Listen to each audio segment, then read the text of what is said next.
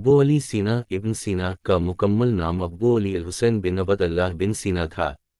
वो 980 ईस्वी में बुखारा, मौजूदा उज़्बेकिस्तान के करीब अफशाना नामी इलाके में पैदा हुए।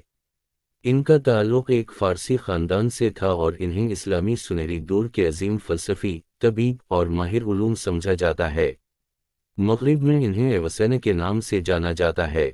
इब्तिदाई ज़िंदगी और तालीम। बो अली सीना का ज़हन बचपन ही से निहायत तेज़ था।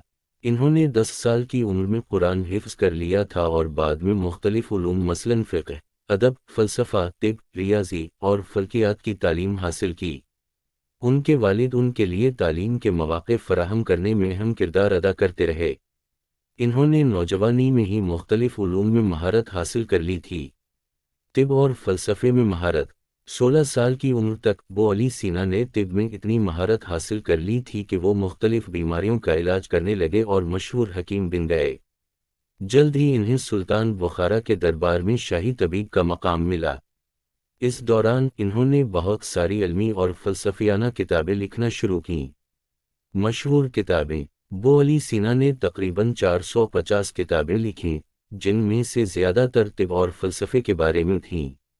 उनकी सबसे मशहूर किताब अल-क़ानून फ़ी अल-तिब, कैनन ऑफ मेडिसिन है, जो तिब के उसूलों पर एक जामा किताब है और सदियों तक यूरोप की यूनिवर्सिटियों में पढ़ाई जाती रही। फ़लसफ़े के मैदान में उनकी किताब अल-शफ़ा, बुक ऑफ हीलिंग, एक अहम फ़लसफ़ियाना इंसाइक्लोपीडिया है। फ़लसफ़ियाना ख़यालात। फ़लसफ़े में बो अली सीना ने अरस्तू के नज़रियात को आगे बढ़ाया और उन पर इस्लामी नुक्ता नज़र से वज़ाहतें कीं। इन्होंने अक़ल व ख़िरद, इंसानी रूह और कायनात की तख़लीक़ के बारे में अमीक़ ख़यालात पेश किए। उनके फ़लसफ़ियाना नज़रियात ने इस्लामी और मग़रिबी फ़लसफ़े पर गहरे असरात छोड़े। मुश्किलात और सफ़र। बो अली सीना की ज़िंदगी में कई मुश्किलात आईं। जब बुखारा में सियासी हालात ख़राब हुए तो इन्हें अपने इलाक़े को छोड़ना पड़ा। इसके बाद इन्होंने कई दरबारों में वक्त गुजारा, मगर अपनी तहक़ीक़ात और किताबों की तख़लीक़ जारी रखी।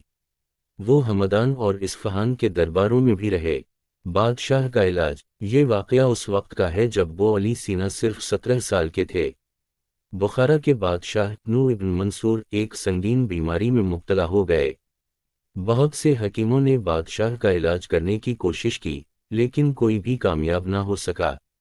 बादशाह की हालत दिन बदन बिगड़ती जा रही थी और दरबार में मायूसी छाई हुई थी। जब बो अली सीना के इल्म और महारत के बारे में बादशाह के दरबारियों ने सुना, तो इन्हें बादशाह के इलाज के लिए बुलाया गया। बो अली सीना ने बादशाह का मुआयना किया और बड़ी गौर व फिक्र के बाद इलाज शुरू किया।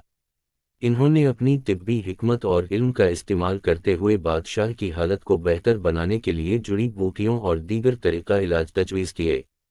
चंद दिनों में ही बादशाह की हालत में नुमायाँ बेहतरी आना शुरू हो गई और जल्द ही वो मुकम्मल तौर पर सेहतयाब हो गया। बादशाह और दरबारी बो अली सीना की सलाहियतों से बेहद मुतासिर हुए।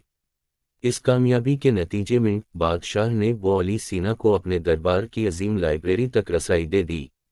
ये लाइब्रेरी नादिर किताबों और मखतूतात से भरी हुई थी और ये मौका बो अली सीना के लिए इल्म की नई राहें खोलने का बाइस बना। अलमी विरसा। बो अली सीना की तहक़ीक़ात ने मग़रिबी दुनिया में इल्म तिब की बुनियाद रखी और फ़लसफ़े की तफ़हीम में अहम किरदार अदा किया। उनकी किताबें आज भी कई यूनिवर्सिटियों में अहमियत की हामिल हैं और उनके नज़रियात मुख्तलिफ़ इल्मी हलक़ों में ज़ेर बहस आते रहते हैं। वफ़ात। बो अली सीना ने अपनी ज़िंदगी का आखिरी दौर इस्फ़हान में गुजारा और 1037 ईस्वी में हमदान, ईरान में वफ़ात पाई। उनका मज़ार हमदान में वाक़े है और इन्हें आज भी तिब और फ़लसफ़े के मैदान में अजीम मकाम हासिल है।